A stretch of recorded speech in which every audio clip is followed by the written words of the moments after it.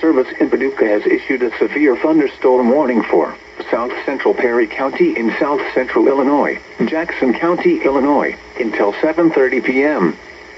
At 6:44 p.m., a severe thunderstorm was located over Ava, or 10 miles northwest of Murfreesboro, moving southeast at 30 miles per hour.